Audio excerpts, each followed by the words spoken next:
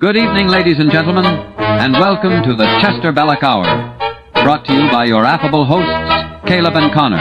Sit back, relax, and join us for an enchanting journey through the wit and wisdom of Chesterton and Belloc. Stay tuned. And we're here for the first episode of the podcast rebrand, The Servile Age. This is the Chester Belloc Hour. I'm here with Connor. Connor, how are you doing?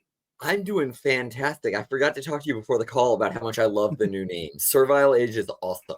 Oh yeah, I'm excited about it. I think we got a great logo.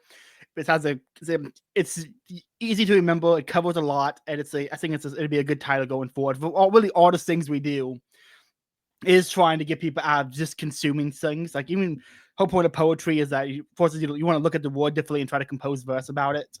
You know, for the beauty that it takes you out of the everyday, and you recognize the objective beauty. The thing was truth or philosophy, and so trying to break people out of the soft self-imposed subjugation of constant consumption.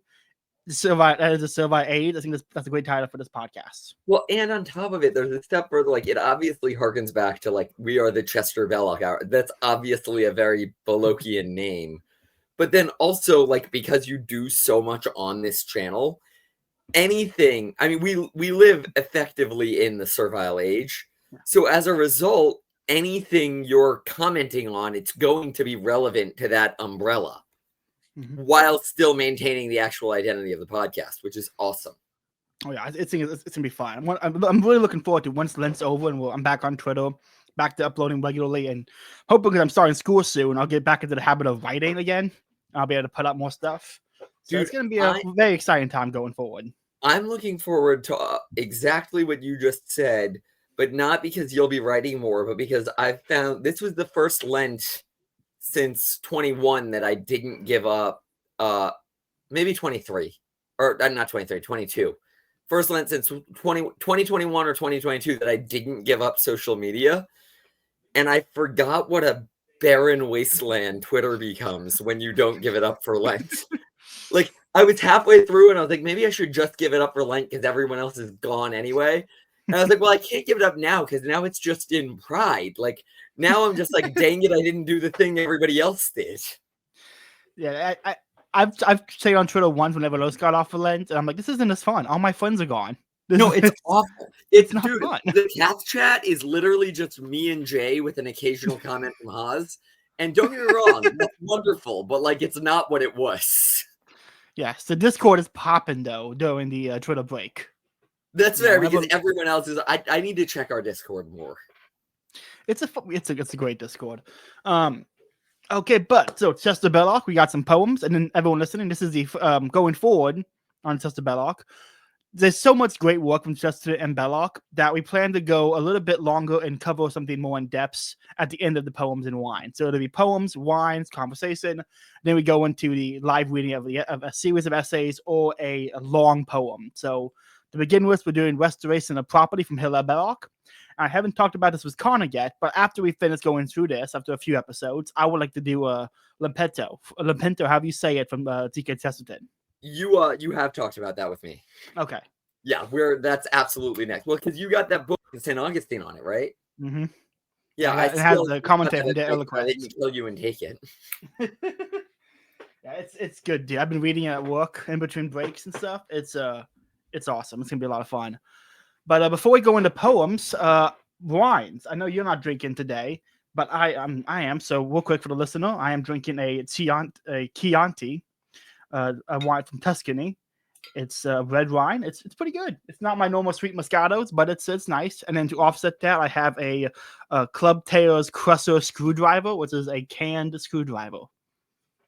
Well, like you said, I'm not drinking today. I was off today, so I was just not feeling a glass of wine right now. But I do appreciate you covering both of us, especially because you've got a Chianti and then your normal white trash, so it's a perfect vibe. Yes. I got a nice. Well, I found a nice wine store where they put me on an email list, so I get updates to new wines, and they keep track of what I purchase, so I can just go back and Nancy knows I like Italian, so he always introduced me to new Italian wines. Okay, now hold on. Is it a local wine store or is it owned by? Yes. Local wine store, locally owned. Okay, full credit. Good job, then. They keep the dog inside. You get to go inside and pet the dog while you're wine stopping. It's pretty great. my cigar lounge I go to is the same way. The cigar lounge is named Black Dog, and they have a black lab that just hangs out while you smoke. Awesome. Oh. Well, All right, well, poems. with that, I would say we hit wine. We want to do poem. You want to go first since yours is. Yeah, mine's very short. It's 2 lines. It's not even a poem. It's just a simple rhyme he wrote. This is The Pacifist from Hilaire Belloc. Pale Ebenezer sought it wrong to fight, but Roaring Bill, who killed him, sought it right. Hilaire Belloc. It's such a fun, simple one. It's just like the rhyme structure is great. It's a great little pacifist response to a pacifist. And you know what else? You said it's not even a poem, it's just a rhyme. But Joseph Pierce always defined poetry as using your words intentionally that you use as few as necessary. Mm-hmm. And I'd say that's exactly what that was. Yes, it was. It's great. Belloc has a bunch of short ones like this that I found over the last few weeks, and they're so much fun. I'd argue his poetry is at its best when they're the short ones. Yeah, I would say most of his poetry his best ones are very short poems, but also like some of my favorite Belloc poems are his like longer ones, like Tarantella, his heroic poem on greatness of wine. You know, like that's like a 9-page poem. Okay, that's fair. I forgot about those. No, that's fair. But I always get a kick out of his short ones. Oh, I mean, you can't beat the I'm beginning to doubt. You know, is there any hope, Lord? I mean, that might be one of my favorite poems ever, and it's not particularly long. It's a great punchy little poem. Yeah, no, it's fantastic. Well, I don't know how much more we need to talk on it because I think it pretty much explains itself. Do we want to go on to the next one, or do you have anything more on this one? Nope, let's go into the next one. All right. So mine is The Secret People by Chesterton. It is not as short. It's actually, when we had Joseph Pierce on the show, it was one of the poems he recommended. I picked it to feed us into the restoration of property because the secret people are the English peasantry who have been oppressed in the hints of the servile age. I know he wouldn't have described themselves as already in the servile age, but the onset of the servile age oppressing the English peasantry is what this is all about. So I thought it was a good starting place to kick off the new rebrand and the kicking off of reading this book. So, The Secret People. Smile at us, pay us, pass us, but do not quite forget. For we are the people of England that never have spoken yet. There is many a fat farmer that drinks less cheerfully. There is many a free French peasant who is richer and sadder than we. There are no folk in the whole world so helpless or so wise. There is hunger in our bellies. There is laughter in our eyes. You laugh at us and love us. Both mugs and eyes are wet. Only you do not know us, for we have not spoken yet. The fine French kings came over in a flutter of flags and dames. We liked their smiles and battles, but we never could say their names. The blood ran red to Bosworth, and the high French lords went down. There was not but a naked people under a naked crown, and the eyes of the king's servants turned terribly away, or terribly every way. And the gold of the king's servants rose higher every day. They burnt the homes of the shaven men that had been quaint and kind, till there was no bed in a monk's house, nor food that man could find. The inns of God where no man paid, that were the wall of the weak. The king's servants ate them all, and still we did not speak. And the face of the king's servants grew greater than the king. He tricked them, and they trapped him, and stood round him in a ring. The new grave lords closed round him that had eaten the abbey's fruits, and the men of the new religion with their Bibles in their boots. We saw their shoulders moving to menace or discuss, and some were pure and some were vile, but none took heed of us. We saw the king as they killed him, and his face was proud and pale. And a few men talked of freedom, while England talked of ale. A war that we understood not came over the world and woke, Americans, Frenchmen, Irish, but we knew not the things they spoke. They talked about rights and nature and peace and the people's reign. And the squires, our masters, bade us fight and scorned us never again. Weak if we be forever, Could none condemn us then? Men called us serfs or drudges. Men knew that we were men. In foam and flame at Trafalgar, on Albuera's plains, we did and died like lions to keep ourselves in chains. We lay in living ruins, firing and fearing not the strange, fierce face of the Frenchmen who knew what they fought.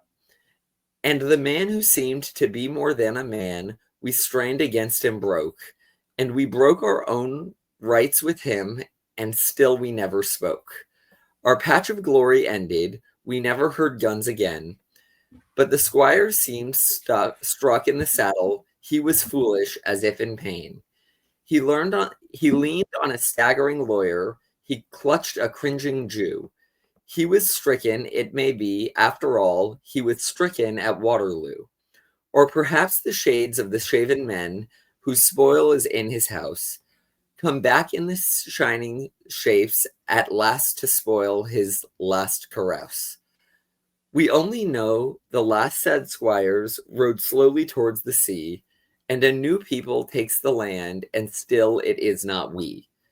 Then they have given us into the hand of new unhappy lords, lords without anger or honor, who dare not carry their swords. They fight by shuffling papers. They have bright, dead, alien eyes. They look at our labor and laughter as a tired man looks at flies. And the load of their loveless pity is worse than the ancient wrongs. Their doors are shut in the evening, and they know no songs. We hear men speaking for us of new laws strong and sweet, yet is there no man speaketh as we speak in the street. It may be we shall rise the last as Frenchmen rose the first. Our wrath come after Russia's wrath, and our wrath be the worst. It may be we are meant to mark with our riot and our rest God's scorn for all men governing. It may be beer is best. But we are the people of England, and we have not spoken yet. Smile at us, pay us, pass us, but do not quite forget. There is so much there I want to talk about. It's so good. No, I'm not kidding. I plugged into Grok.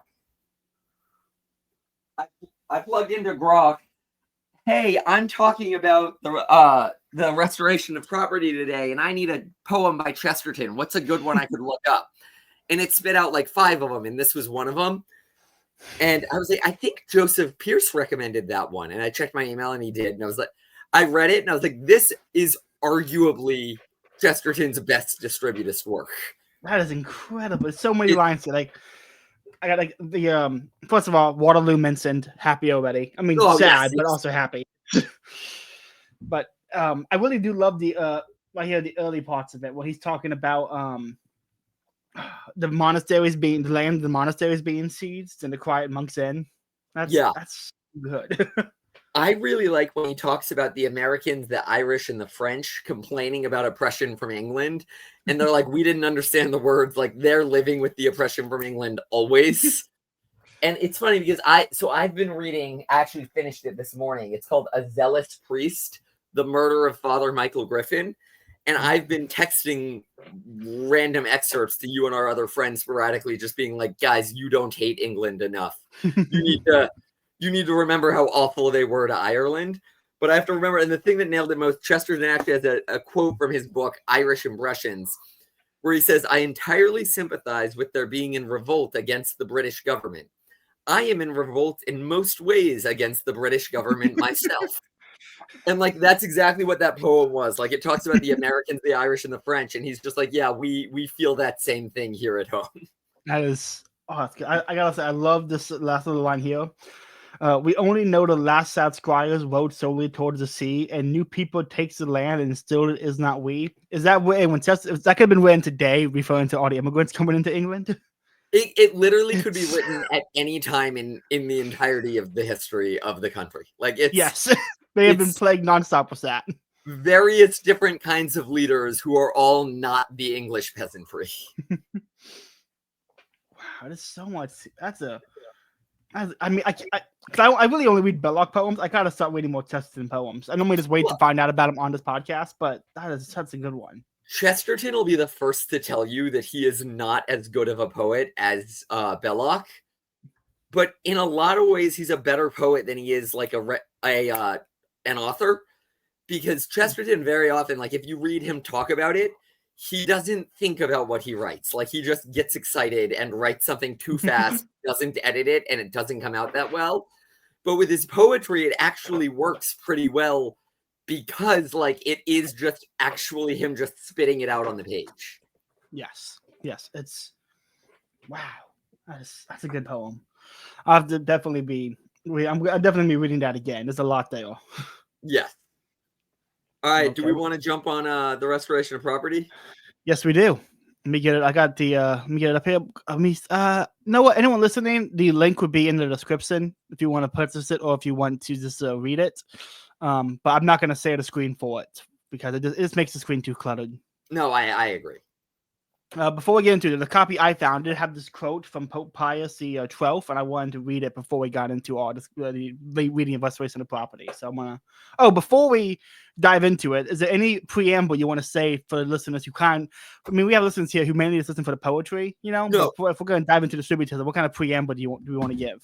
That's fair. My first preamble I'll give. I mean, obviously, distributism is something we talked about enough on here. I think anyone listening is roughly aware of it. But distributism at its core is. We'll obviously explain it. The book itself will explain it better than we can. But at its core, it is applied Catholic social teaching. It is local pride, and it is supposed to be a challenge to the centralization of capitalism or socialism. And I know some of our listeners will be autistic about that. You've got to take the word capitalism as Belloc and Chesterton describe it.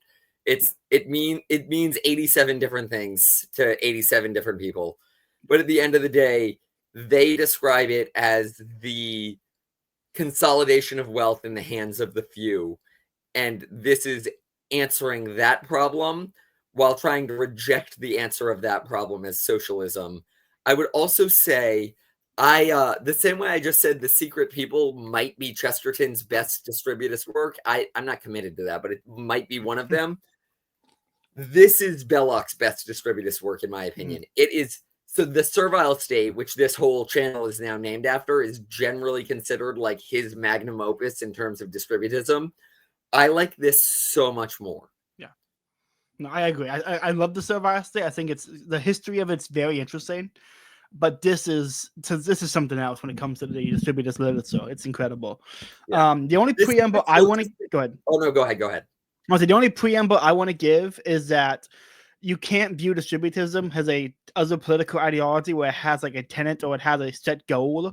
Distributism is much more, to put it in like simple terms for the listener, picture the Shire from Lord of the Rings. That's the North Star of what we are working towards. Now, whether that is gained through economic ends, political ends, or just cultural ends through local pride and community, it's all about trying to achieve the Shire in your town, whether that be any different way of doing it. So you might have issue with, say, the economic side of redistributing property or taking property away from the corporations who own it now and returning it to local ownership.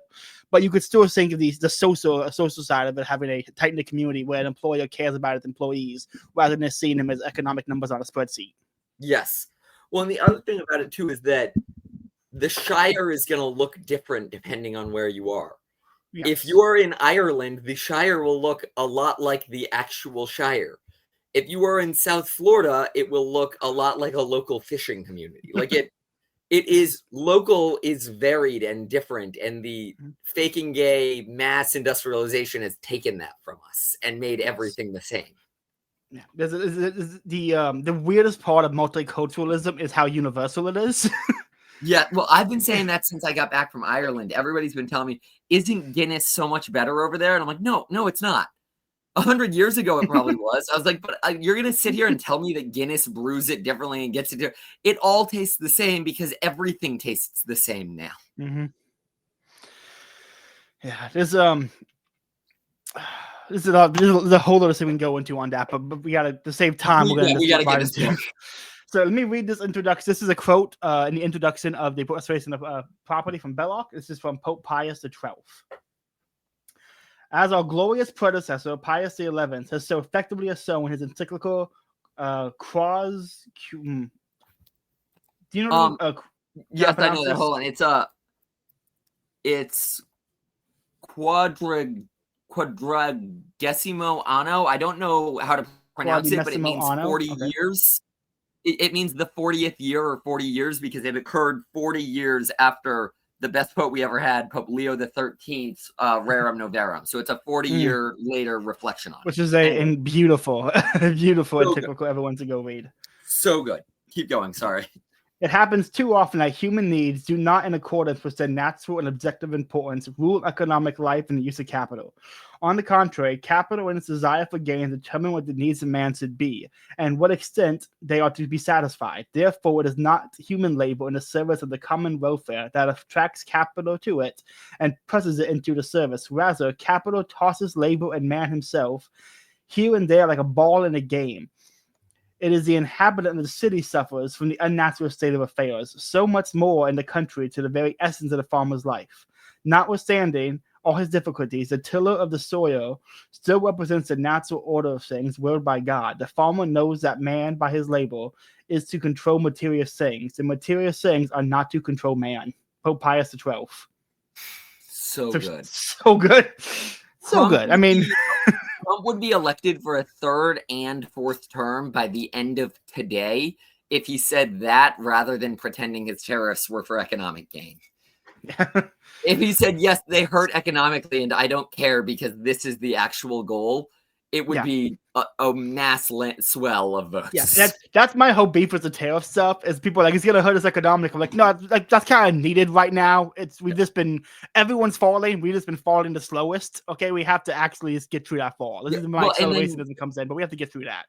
And then most Trump supporters are reacting wrong and saying, no, it'll help us economically. It's like, no, it won't, but that's okay. Yeah, like that's actually a good thing. Yeah, we'll get into this when we get into the essay, but the prosperity to these modern, the whole point of politics is to find prosperity for the common man, for the polis, but prosperity just means high GDP. At this point, they don't actually have a good definition of what it means to be happy or be prosperous in society. It just means, well, the numbers on the screen went up, and that means we're all richer now, even though everyone's unemployed and no one, everyone hates their neighbors. We're all unemployed and everything sucks. We're richer on technical scales on GDP. Yeah. So we'll definitely be getting down to the essay, but let's just hop right into it. Chapter 1. The restoration of property. Man, to live, must transform his environment from a state in which it is less to a state in which it is more useful to himself. This process is called the production of wealth. Moreover, if a man is to live comfortably to his nature, there must be available for his consumption a certain amount of wealth and a certain variety for a certain unit of time. For instance, in our society, he must have so much bread, so much meat, so much of a number of different foods every day, so much beer or wine or spirits, or if he be too weak to consume these, so much tea or coffee or whatnot, a sufficient amount of somewhat complicated clothing, all to last over such and such amount of time, and a sufficiency of fuel, housing, and all the rest of it, also to last a certain time. That's seems pretty basic. I don't think anyone will really disagree with the premise here. Production of wealth is needed for survival. Already, I just think when we did Eric von Noeldin or whatever you pronounce his name, we talked about the way scholars used to start books by defining their terms, and it was so good. Mm-hmm. This is exactly that. Yes. And then on top of it, I think the most important thing here is that no one can argue with 90% of this. No. And then because God bless Belloc, what is it every person needs? They need bread, they need clothing, they need shelter, they need beer and cheese. God bless this man. Yes. I love the sort of dig, like if you'd be too weak for these and it's like so much coffee, tea, or whatnot. It's very dismissive, and I love that. Especially as I started the episode, I was feeling off today, so I didn't get a glass of wine. So I was like, screw you, Belloc, but he's right. Like, I can't tell him he's wrong. All right, here we go. Now, this transformation of environment, called the production of wealth, is obviously only possible through the use of the instruments of production. A family can only live comfortably to its human nature, that is, without undue suffering, and a given civilization on condition that it receives security and constantly so much of this varied wealth for its consumption. But the wealth can only come into existence through the manipulating of natural forces for certain instruments, and there must also be an existing store of food and clothing and housing and the rest of it that human beings may carry on during the process of production. These stores of wealth, with instruments, and these natural forces are called the means of production. Again, pretty straightforward. I will say might be a critique some people have made at Belloc and the distributors, that they use too much of the Marxist communist language of proletariat, means of production of wealth, all that kind of stuff. But one, that's a terrible critique. If they use the words of someone else, doesn't mean they're wrong. But also, libertarians. This is Hopper's point. Marx got the players wrong, but got all the bases correct in the baseball game. These terms are solid. Yeah, and at the end of the day, I get that critique, because it does. If someone who's not familiar with this reads it, it sounds like a communist book. And in a world where that is, at least generally speaking, the surface level concept of communism is still hated by an average American, it's very difficult to make that pitch when you use language that sounds like a communist. Well, that's one of the big problems, that we're really all just trapped in this dialectic between capitalism and its different forms and communism, and that's really it. It's just it's a dualism between two extremes, and it's like there is a middle ground here. And I love Mises, but the middle of the road leads to socialism is terrible. Yeah, no, exactly. Not right.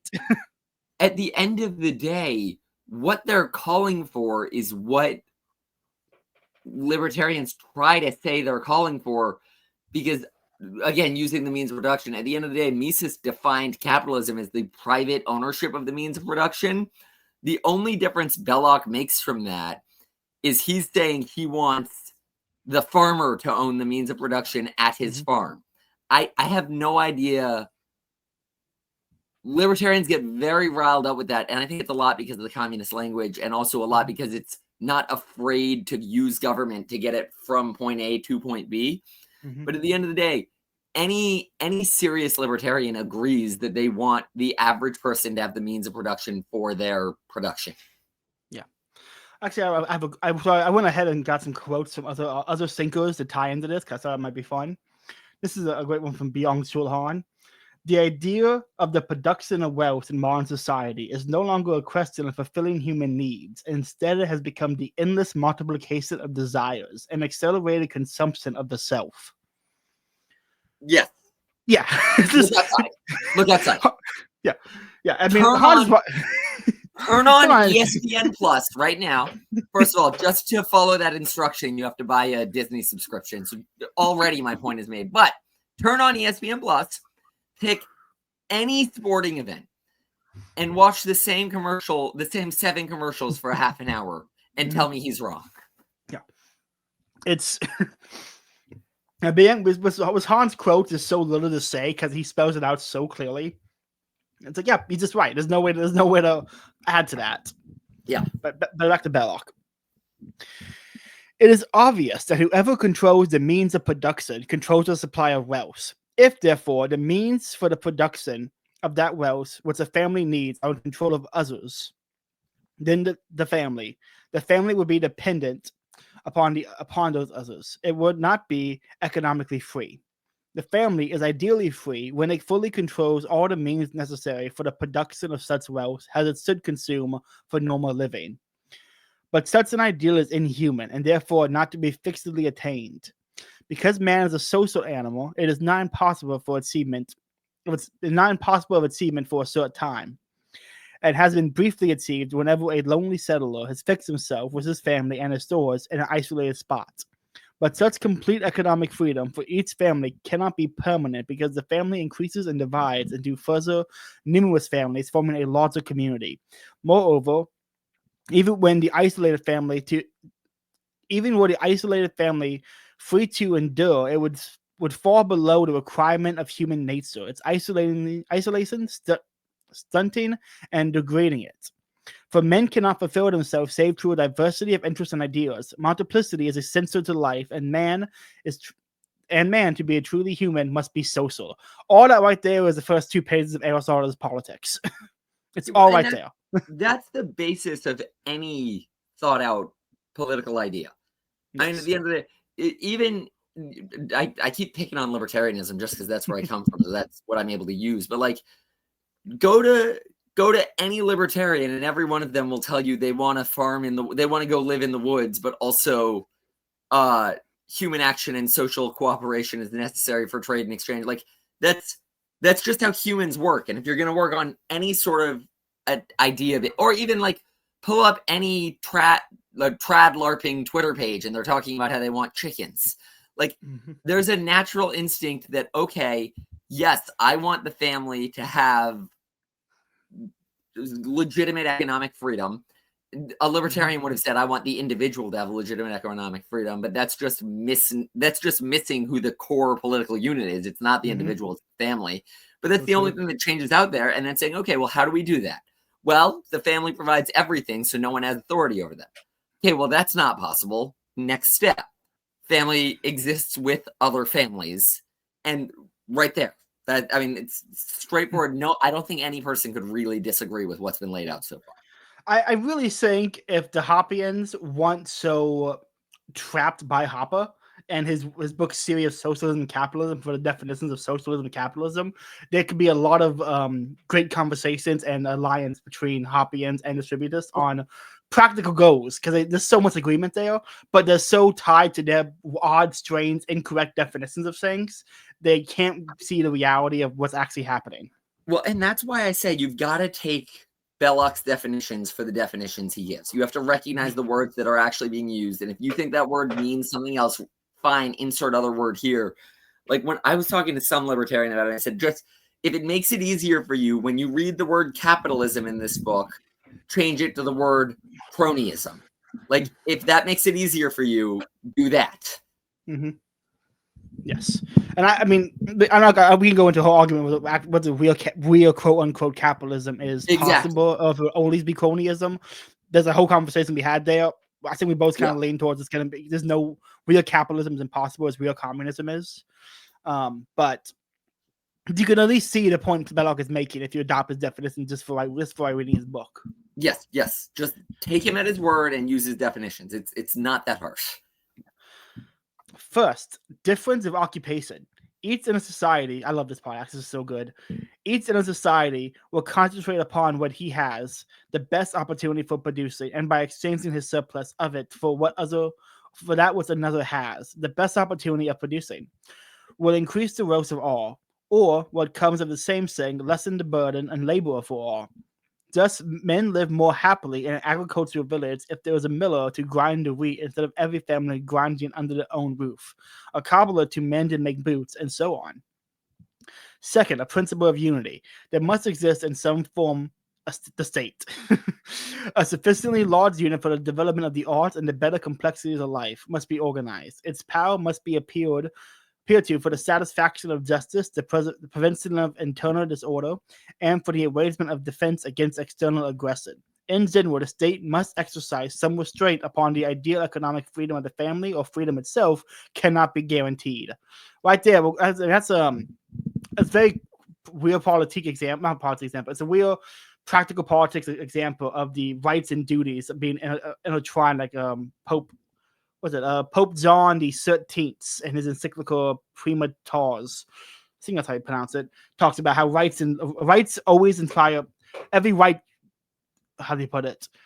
Duties create rights, and rights impose duties, and that so the state having these rights here, the lack of economic freedom imposes the duty for the guarantee of freedom. There's always a reciprocal nature between rights and duties. That actually guarantee freedom. And that's one of the main themes of Catholic social teaching. If you pull up the USCCB's 7 themes of Catholic social teaching, rights and responsibilities is right there. I mean, it's clear as day. I also like this thing here.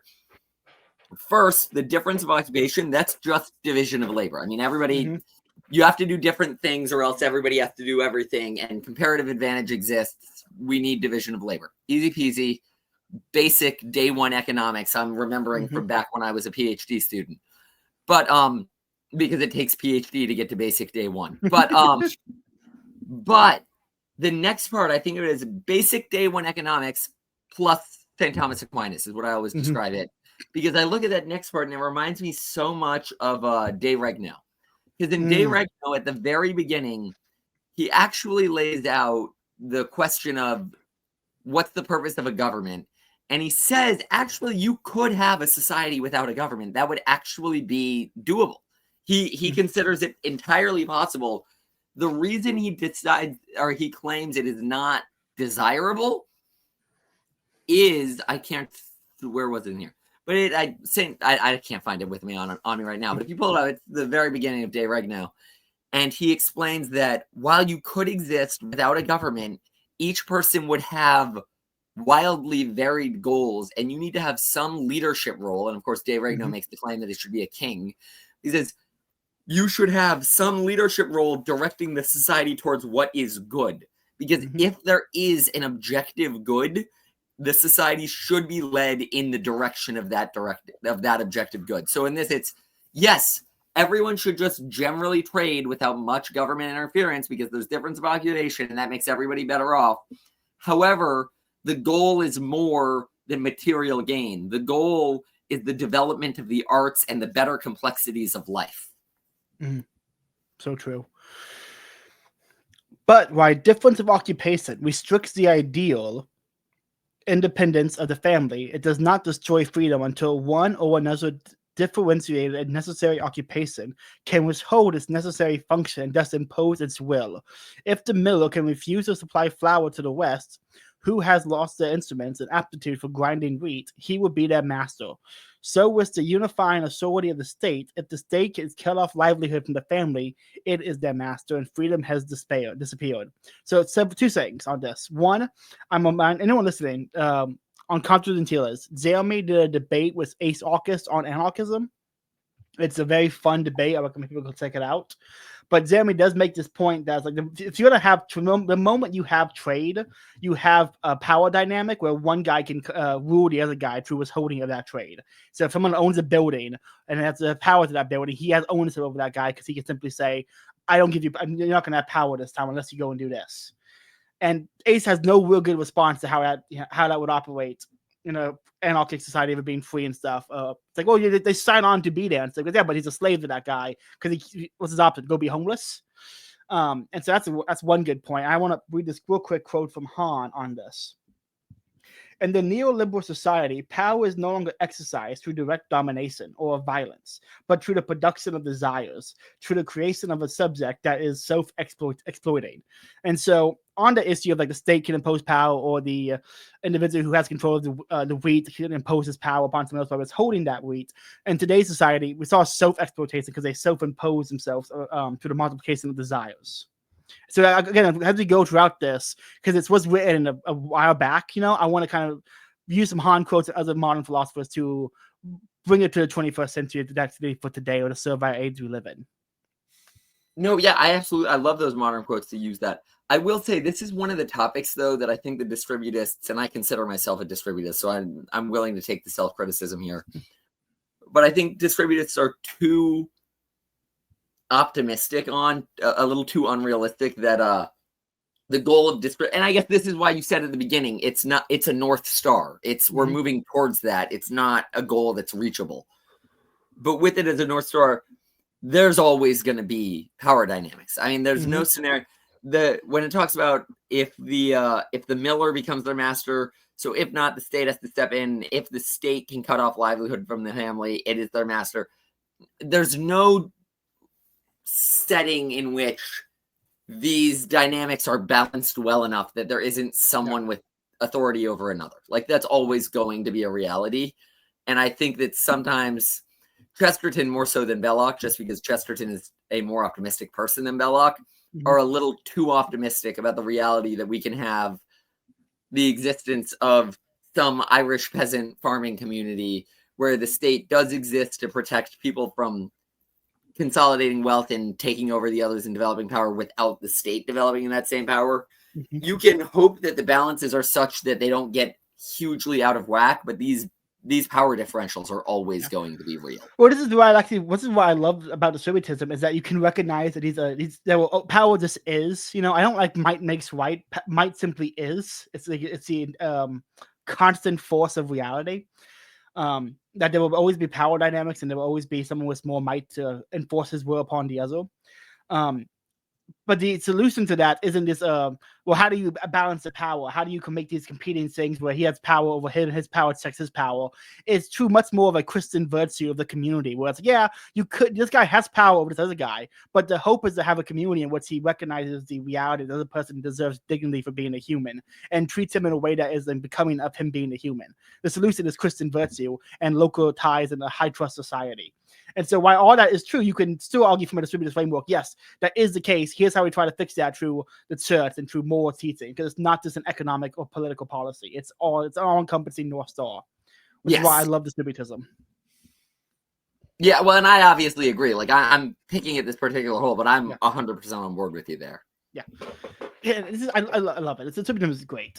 I every time I see people critique it, I'm like, no, I get your critique. I understand where your critiques are coming from, but we have to look. You're looking at it in a very way we view politics and political ideology in a very 21st century way.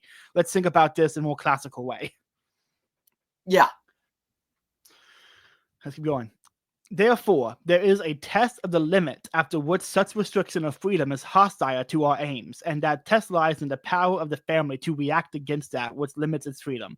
There must be a human relation between the family of those forces which, whether through the diversion of labor or the action of the state, I'm going to add this part in here, or Christian virtue, restricts the family's liberty of choice and action. This family must have only power to complain against arbitrary control external to it, but power to make its complaint effective. Stop right there. Go ahead. That right there is distributism. Like, if somebody had to read one thing ever, it's that paragraph. It's that sentence. Maybe, in fact, very likely, Chesterton and Belloc are both often wrong about what distributism might look like in the end, because at the end of the day, they do not flush it out that much. Yeah. The key component, whatever it is, when we just talked about how I hear your criticisms of distributism and I get it and you're not thinking about it right, the key component to every question of distributism at its very core, and I'm going to steal this from the rest of eternity, is this sentence. The family must have not only power to complain against arbitrary control external to it, but power to make its complaint effective. If an anarchist society exists in such a way that the family has the authority to protect itself from external control and have economic freedom as a family, then it is distributist. If the full-blown socialist communist society exists in such a way that the family has the power to protect itself from external control and have that economic freedom within it, that is distributism. Now, obviously, we'd both say that's not possible in either of those outcomes, but I don't care what the rest of it looks like. It is distributism if the family has the power to make its complaint effective. That is that one sentence is the linchpin of the whole thing. It's such a solid line. It's so good.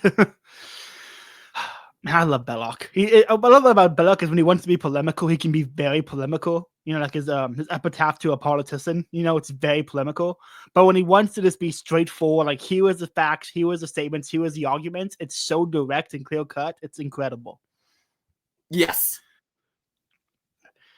Yeah, let's go on. It has been found in practice that it is discoverable through history that economic freedom, though somewhat limited, satisfies the needs for man, and at the basis of it is the control of the means of production by the family unit. For a true family exchanges its surplus, or even all of its production, for the surplus of others, yet it retains its freedom. So long as the social structure made up of the family, similarly free, exercises its effect through customs and laws, consonant to the spirit, to its spirit, the guild. I don't know how that's like completely separated. It's just the guild. Real quick, because the guilds are, people only think of guilds in D&D context or in a weird history context. Connor, can you give a quick what is a guild for the listener? A guild is a group of professionals within a field protecting their own. And it is strongly criticized by free market types because it's in a lot of ways it's a union. Like they're very similar. It's effectively the same thing. And it comes with economic negatives. You will probably pay slightly higher prices or even largely higher prices for your goods because the guild won't allow certain things into the field, but it is regulation of the field by the field. I almost describe it as not looking at the teachers union to describe what a guild is, but rather a teachers guild would be if you looked in the teachers lounge. You can have the teachers union make whatever rules they want to make. I'm a private school teacher, so disregard that altogether. But walk into the teachers lounge and hear the natural social barriers that occur within the field. There are certain things that just are taboo because teachers as a whole have described them as taboo. That is no longer acceptable in this field. There's no rule against it. But if you mentioned it in the teacher's lounge, you'd be a bad person for doing so. That's the guild's role, is creating those social pressures and protecting the field in and of itself within the field. I'm sure anyone here who does blue collar work or trade work can think of an example of a guild when it comes to the employees who have been there longer and the way they communicate to newer employees. Yes. You could think of this, those like surveyors have this with the way maps are drawn is there is legal requirements for certain maps, but there's kind of there is a soft agreed upon saying, hey, when you put this here, it means this. We all kind of know what that means. Yes. And, it's a soft power of a guild. It's impressive to watch. Well, and the other thing about it is anyone who has experience with something like this, one, has good experience with it, but two, definitely has bad experience with it. They're sitting here saying this whole idea doesn't work because guilds are awful because I worked in insert field here and the soft power of the guild really handcuffed us for no good reason. The soft power of the guild kept good people out, yada, yada. This all comes back to ultimately that you have to have Christian virtue for this to work. You have to look to you have to live in a world where rerum novarum is the spirit of the people. Now, that's never going to be the world until the coming of Christ, which is why the second coming of Christ. But that's why we need this as a guiding star. You're not going to live in a world at any point where guilds just work well with no flaw. But you can live in a world when this is your guiding star, that you shoot for a more Christian society, and within the context of that more Christian society, the rights of workers are preserved in a way that protects families. Yeah, a great example of like a negative guild. It's not technically a guild, but you can conceptualize it as a guild. Is that a couple of years back, the surveyors in Florida got a law passed where it required you have to have a 4-year degree to get a surveying license. That wasn't always the case, but as a way for boomers to bottleneck new surveyors coming in to bottleneck competition. And that is a negative example of a guild consolidating its power and not letting new people in. No, that's a great example of it. Well, and you can think of almost every field has that. I mean, lawyers. Boomers are just a terrible example of guild because they have no Christian. That's a hard statement. I'm not gonna finish that. They're all good boomers, but there is a boomer mentality. There are good people who were born during the era that defines them as generationally a baby boomer, but there is no good boomer. The boomer mentality is what's destroyed everything. Yes. But it's exactly right. The guilds really were crippled by them because we went from Christian virtue, where the point of the guild was to protect the rights of the worker, and transitioned into boomer virtue, in which case the purpose of the guild was to protect the rights of the self. Let's continue. The guild, a zealous watch against and destruction of monopoly, the safeguarding of inheritance, especially the inheritance of small patrimonies. The freehold miller in such a society was ours not so long ago, though he had no arbor or pastor, was a free man. The yeoman, though he got his flour from the miller, was a free man. Okay, I hate to keep making you pause. Sorry, I know this is taking forever. But that's one of the things Belloc gets right over Chesterton. Belloc writes about how the safeguarding of inheritance, especially the inheritance of small patrimonies, is important to distributism. Chesterton wrote that we should actually get rid of all primogeniture, in which case inheritance would go to the firstborn son. Belloc defends inheritance. Chesterton saw it as a way to centralize power and control because the the firstborns and their descendants would ultimately be the centralized power, whereas Belloc saw it correctly that the protection of inheritance is a good thing because that's how the family keeps its land. Again, it requires Christian virtue. When the firstborn son gets that land and that money, he doesn't get only the right to that money and land. He gets the responsibility of the remainder of the family who did not get it. You don't want to be the prodigal son. You want to be the son who stayed when it comes to inheritance. Yes. And in the world where you do have the boomer using the guilds to protect themselves, the same scenario of the boomer mentality of, or any selfish person, I don't just have to pick the boomer, using inheritance to only protect yourself and screw over the rest of your family. Without that Christian virtue, that's what comes. But with Christian virtue, where you have rights and responsibilities to your immediate family in particular, all of a sudden, then when you allow that inheritance to be protected and often in the hands of the firstborn son, but that son has a responsibility to the rest of the family, it actually is what protects the family and gives it the power to make its complaints effective. Absolutely. The name for control of the means of production is property. When that control is exercised severally by individual units, we call it private property, to distinguish it from property vested in public bodies. When so great a number of families in the state possess private property, and a sufficient amount has to give it its color to the whole, we speak of it as widely distributed property. It has been found in practice, and the truth is witnessed to by the instincts in all of us. I love that line. It has been found in practice, and truth is witnessed to by the instincts in all of us. Yeah, well, because it is. Yes, and that might be my new what's the source? It is revealed by the instincts in all of us. I can't wait for you to be back on Twitter. That such widely distributed property has a condition of freedom is necessary to the normal satisfaction of human nature. In its absence, general culture ultimately fails, and so certainly the citizenship. Real quick, I have a line here from Jacques Maritain. Property is for the sake of liberty. It is not liberty itself. It is the means, not an end, but a necessary means. Yes. Yes. That is from the person of the common good. Yes is just going to be my answer to all of your quotes you pulled for this episode. I went through Jacques Maritain and Byung-Chul Han to try to find the best ones, because modern guy and then a Catholic Thomist writing, probably he wrote during Vatican II, so 70s and 60s and 60s and 70s Catholic. So we got, today 60s and 70s and Belloc. We kind of covered, the major periods.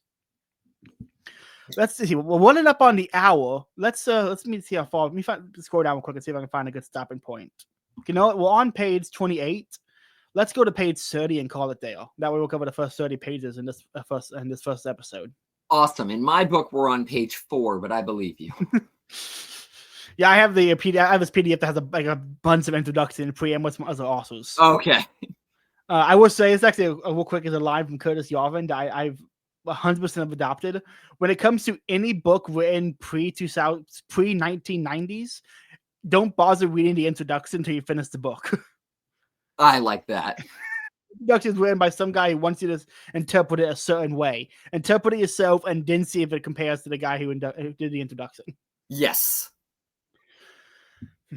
The cells of the body politic are atrophied, and the mass of men have not even, at last, an opinion of their own, but are martyred by the few who attain ownership of the land and endowments and reserves. So property is essential to a full life, though it is debatable whether a full life is to be aimed at. There may be some who dislike freedom for themselves. Those are certainly many who dislike it for others, but at any rate, freedom involves property. I actually really like this line here, is that there may be some men who just like freedom for themselves. That is the most polite way to refer to what Aristotle called the natural slave. I was just thinking that. I was like, are we going to get into this? I was just thinking that. Again, Aristotle's point on the natural slave is it's 100% correct. We just don't really have a good term to describe someone who has no real desire to take charge of his own life and was just, besides normie, the most normie of normie, the guy who makes no decisions about his own life and just follows the whims of the culture, family, and people above him. Well, and at the end of the day, it's another one of those times you have to take someone for the definition they give. People are scared of the word slave today in a way they weren't when Aristotle wrote that. Yes. Ultimately, the natural slave, whatever you want to call that person who really doesn't have desire for freedom in their life. Or the capacity for it. Yeah, or capacity for it. Keeping in mind also the things we've said, that all rights come with responsibilities. Someone who doesn't want to take on those responsibilities. That's actually most people. Mm-hmm. Like, not only is it a real thing, it's more common than the natural non-slave. Yeah. Jeremy and Continentals, I've talked to him about this, takes it to the extreme that anyone not willing to be an entrepreneur and be their own boss is in some form or another a natural slave because he's willfully enslaving himself to others for his economic freedom. Wait, hold on.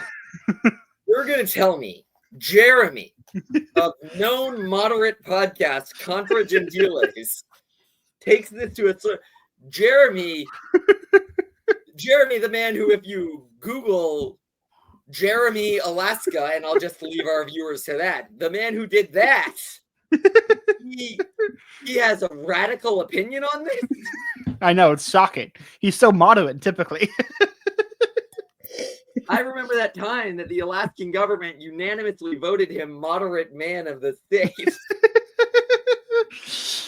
Anyone listening here, I think I've plugged it every episode, but Jeremy's back to doing podcasts. Go listen to Contra Gentiles and go back and listen to the old episodes. It is one of the best Catholic podcasts ever created. It's so good. Okay, hold on. I lied. You do have to search his actual name, Jeremy Kubas. But Jeremy Alaska alone isn't enough, but it's close enough. It's close enough. And if he continues down the path he's currently going down, I won't spoil it for people to go listen to history to find out the information. He will go back into the news, and it'll be much worse. Or better. It'll better. It depends on what your perspective is, but either way, Jeremy's in for an exciting worse time. For him, but better for the rest of us. Yes. Today in England, and to a less degree, in many other countries, widespread property has been lost. Ownership is not a general feature of society, determining its character. On the contrary, absence of ownership, dependence on a precarious wage at the will of others is a general feature of our society and determines its character. Wage slave or servile age. I mean, I didn't realize you were adding context, and I was like, it does not say wage slave, does it? No, but it's exactly what he's describing. Yes, no, 100%. Again, we have so many great terms that we can apply to this from the modern age that it could totally be a rewriting of this for today, where it's just the same saying with a few things added into every paragraph, because it's still applicable so much so today. There is that. It's called the Boniface option. You made me try to read it and had too many internet terms, and I wanted to kill myself. I still think that's a good book, but yes, he does excessively use internet terms, and I don't know if that is his way of writing it coded so only those online and his circles could read it. And that might have been a way coded way to keep normies from finding it. Although the normies definitely have found it by now. Didn't that guy go on the Tucker Carlson show? I think he did, and I know Joe Rogan read it. Okay. So it's definitely escaped internet slang, but yes. I don't know. I don't know if Joe Rogan read it. I know his archery buddy read it, and Joe Rogan tweeted out or posted on his Instagram several screen grabs from the book. So I don't know if he's but close enough, close enough for internet slang. The family does not possess that freedom, which is necessary for its full mortal health, and that of the state of which is the unit. Hence, our society has fallen into a disease condition known as industrial capitalism.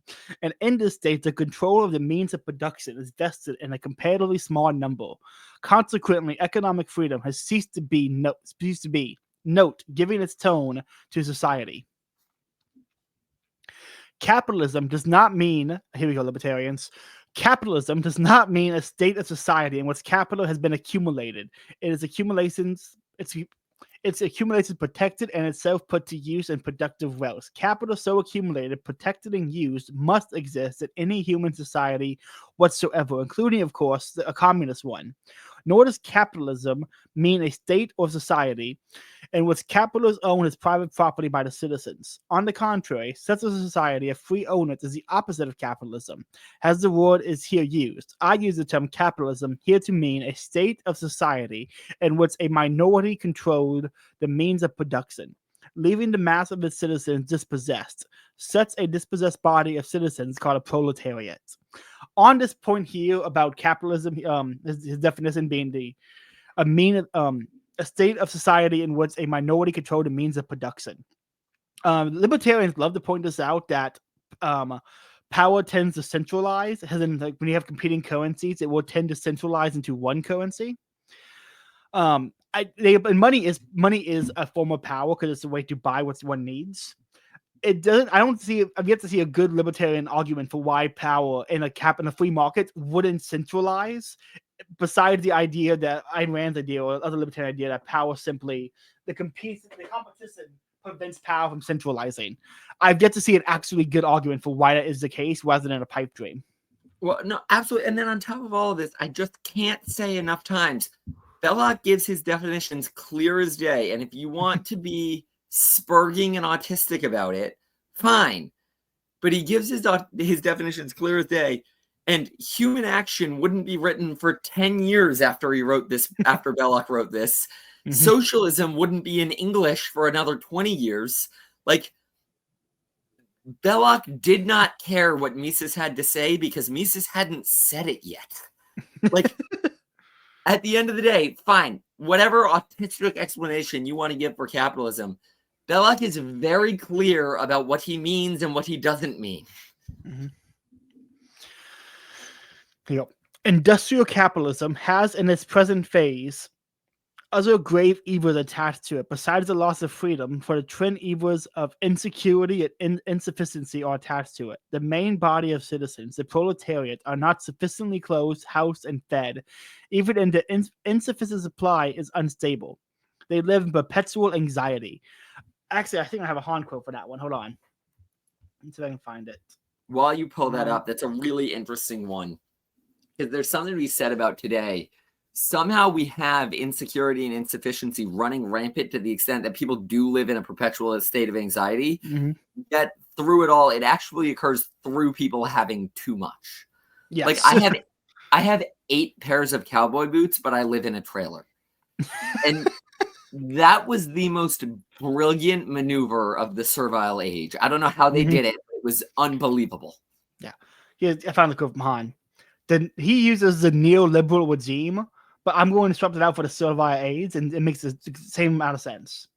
The servile age does not suppress freedom, it exploits it. We voluntarily submit to a system that exploits us by taking freedom itself as a resource. Keep that quote in mind as I read the next one. Freedom today means choosing between products, but freedom that is exhausted in consumption is not real freedom. It is a form of subjugation. Oh my gosh. I wish I had my camera on when you said freedom today is choosing between products. I wish you could have seen the face I made. I'm telling you, you need to read some Byung-Chul Han. His books are very short. Like his longest book is like 119 pages. You could knock them out in a weekend. Just read one of his books. They're so good. So good. That was so good. It's his books are insane. Both and I are starting a second series soon as well on this going through Byung-Chul Han books, and I look forward into diving deep into his connection to how he's clearly just writing about distributism. And Byung-Chul Han's a Catholic, so he does have Catholic society in mind at some point. And when he writes about history, you're like, yeah, you're writing the same history Belloc would have written today. It's the exact same. Yes, it's so good. Okay. Now, these two evils of insecurity and inefficiency might be eliminated, and yet economic freedom be absent from the massive society. There are 2 ways in which they could be eliminated without the restoration of freedom. The first way is through that what I have called elsewhere the servile state. In this form, society, the minority controlling the means of production, supports the vast majority of the dispossessed, even those whom it does not use in exploitation, and thus forms a subtle society to one from which freedom is eliminated. That is the direction in which we are all drifting today. The capitalists keep men alive by exploiting them at a wage, and when they cannot do this, they still keep them alive in idleness by some small subsidy. The second way is communism, of its nature unstable, but practical and a heavy strain. Though presumably for only a comparatively short space of time. Under the second system, the means of production are controlled by the officers of the state, who are the masters of all the workers, slaves of the state. And the wealth produced is distributed at the discretion of the state officers among the families, or if an attempt be made to abolish even the family, then among the individuals of the community.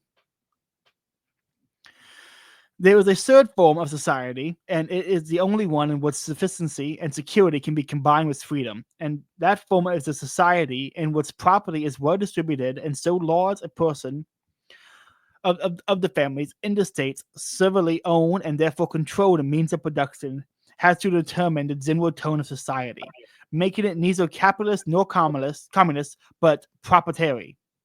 If then we regard economic freedom as good, our object must be just to restore property. We seek political and economic reforms which shall tend to distribute property more and more widely until the owners of sufficient means of production, land or capital, or both, are numerous enough to determine the character of society. I love this. So good. You and I talk a lot about the middle of the road leads to socialism thing and the complaints we have about it, but it very often gets put into this binary: capitalism, socialism, whatever it may be. Take away all of the words. Words don't exist. You've got what's outside today, which is almost universally hated. You've got what was outside during the peak of the Soviet Union, whatever that was. Insert word here. Everyone also, at least today, if asked, universally hates that. What Belloc says is those two things exist. I want something else. No one disagrees with that other than a definitional disagreement. I mean, that is as clear as day. You've got the faking gay world outside where your life is prolonged at a wage just to keep you running. And then you've got communism, which is communism. And Belloc is saying we want something else. We want people to have their own property for the sake of their families, not for the sake of having property, for the sake of their families. We want a third way, as Chesterton's book is titled. And everyone will say that the third way is blah, blah, blah. The third way is what every person is asking for.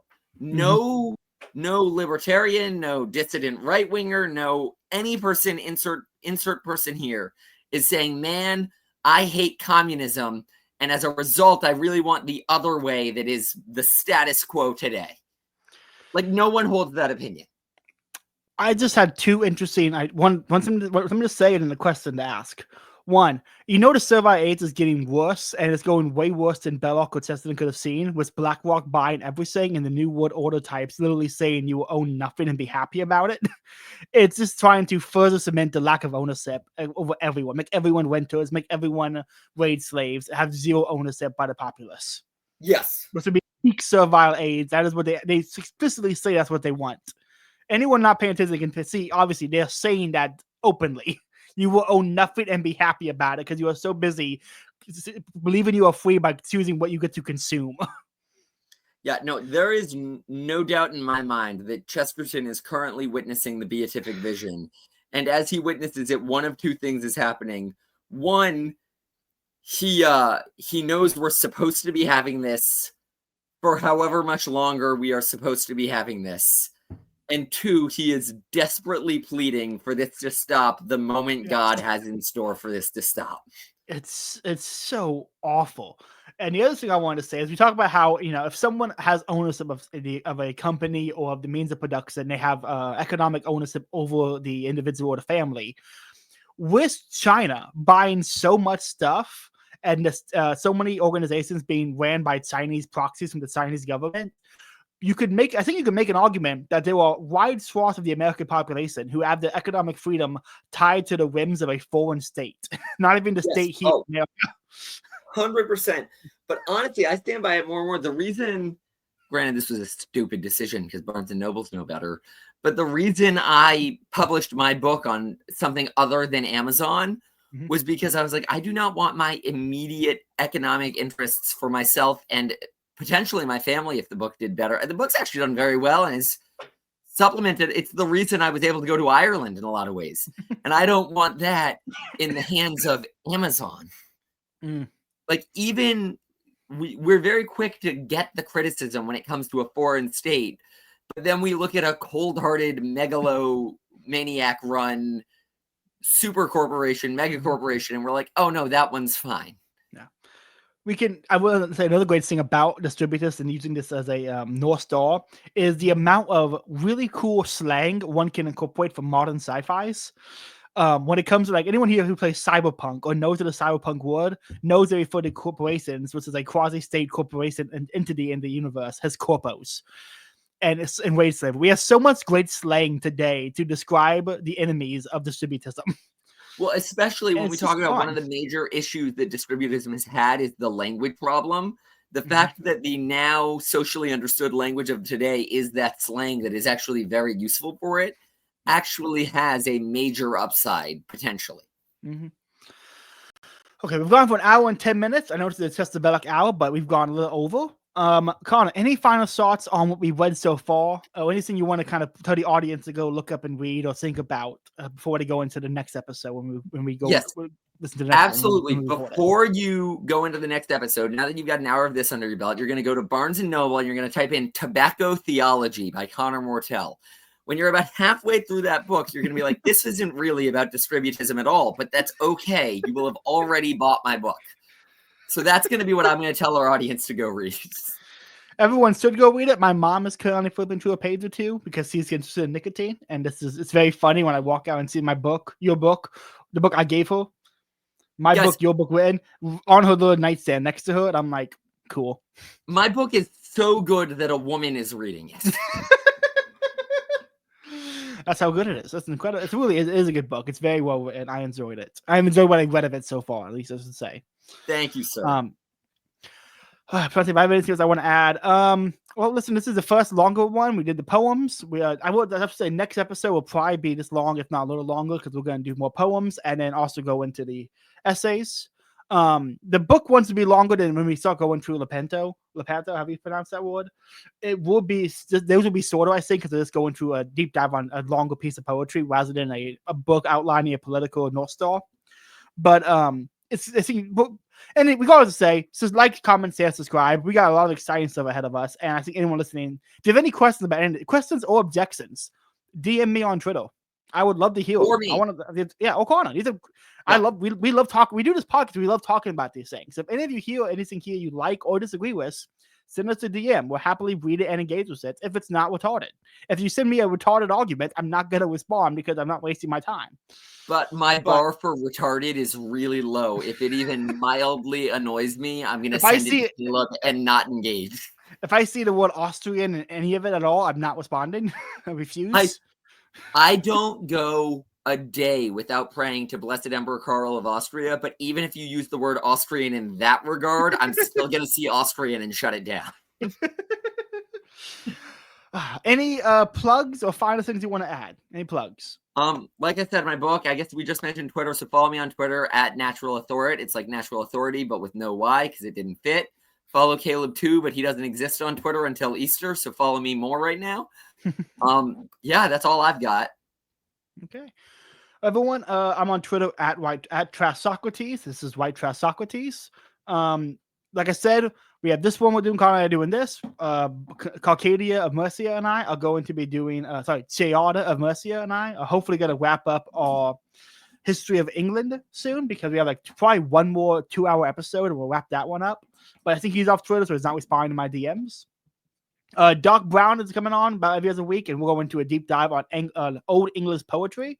We read Cadman's Hymn and went through how Old English poets composed verse and what their rhyme structure was like and where they put the emphasis. And listeners, Doc can actually read it and speak it in the Old English, and so it sounds, very full. It sounds like Middle Earth, Lord of the Rings talk, and it's incredible. So anyone listening, go check that out and make sure to follow for more of those.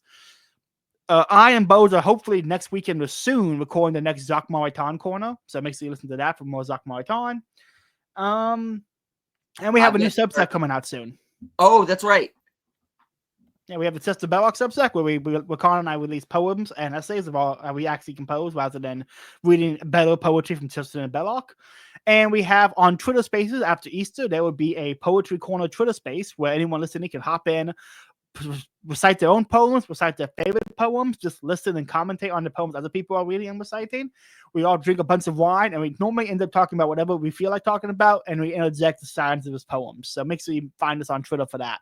Well, and I will say, my last 2 poems I've written for the Substack are the 2 I'm most proud of. That might mean they suck, but you'll discover all on your own. I was quite proud of them myself, though. And I like them. They're good. So we will happily post. I think we'll post that sometime in the middle of April. So be on the lookout for that. But I think that's everything. Let's end it with a quote from Han, and then we'll sign off. And then prayers. And prayers. Forgot about let's do the prayers first, actually, because I forgot all about the prayers. Do you want to go first? Yeah. In nomine Patri et Filii et Spiritus Sancti. Amen. God our Father, you filled the life of your servant, Gilbert Keith Chesterton, with a sense of wonder and joy, and gave him a faith which was the foundation of his ceaseless work, a charity towards all men, particularly his opponents, and a hope which sprang from his lifelong gratitude for the gift of human life. May his innocence and his laughter, his constancy in fighting for the Christian faith in a world losing belief, his lifelong devotion to the Blessed Virgin Mary, and his love for all men, especially for the poor, bring cheerfulness to those in despair, conviction and warmth to lukewarm believers, and the knowledge of God to those without faith. We beg you to grant the favors we ask through his intercession, so that his holiness may be recognized by all, and the church may proclaim him blessed. We ask this through Christ our Lord. Amen. Heavenly Father, source of our holiness, you raised up within the church at every age men and women who serve with heroic love and dedication. You have blessed your church through the life and ministry of your faithful servant, Archbishop Fulton J. Seen. He has read and spoken well of your divine Son, Jesus Christ, and was a true instrument of the Holy Spirit in touching the hearts of countless people. If it be according to your will, for the honor and glory of the most holy Trinity, and the salvation of souls, we ask you to move the church to proclaim him a saint. We ask this prayer through Jesus Christ our Lord. Amen. In the name of the Father, and the Son, and the Holy Spirit. Amen. And final quote for the evening. The neoliberal regime transforms citizens into consumers, and consumers into commodities. Byung-Chul Han. Everyone, thanks for listening. Have a good night. Our hour together has drawn to a close. We hope the Chester Belloc Hour has left you with thoughts to ponder and a heart a little lighter. Thanks for listening. Until next time, we wish you a restful night and a bright tomorrow.